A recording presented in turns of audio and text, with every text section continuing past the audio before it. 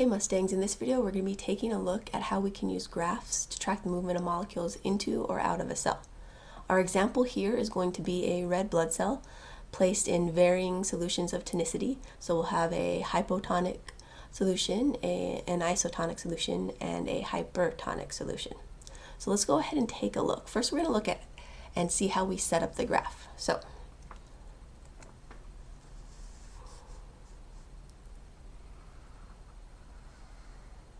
on the x-axis, this is going to be time. On the y-axis here, this is going to be concentration.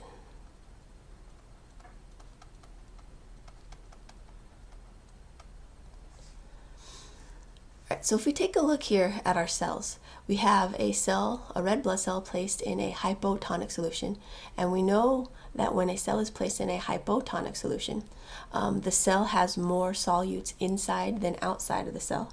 So the water wants to move from that low area of solute concentration to a higher area of solute concentration. So it wants to move inward into the cell, as we see happening here, and the cell, of course, will swell. In the middle here, we have our isotonic solution. So you have a net movement, equal net movement of water molecules into and out of the cell because they have an equal balance of solutes, or a relatively equal balance of solutes. So the net movement is equal into and out of the cell.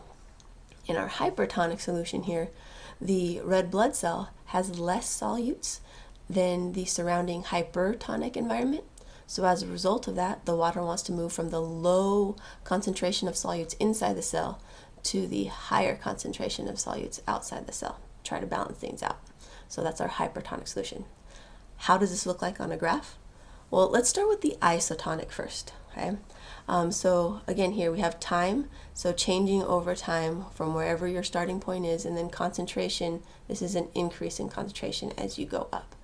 So with our isotonic solution, starting with what we have, the amount of water inside of the cell, as time progresses, the amount of water inside the cell doesn't really change. So our line stays flat because the concentration of water doesn't increase or decrease. It stays the same. The net movement in or out, if a few molecules move in, a few molecules move out, so we don't really have a change. So this flat line shows that the concentration of water does not change inside of the cell here in this isotonic environment as time passes. If we take a look at our hypotonic solution, okay, in our hypotonic solution, the amount of water is going to increase over time. So whatever the starting point, the amount of water at the beginning of our trial here, as we watch it, we're going to see that the amount of water is going to increase very rapidly at first over time, but then it's going to begin to level off as time goes by. Okay?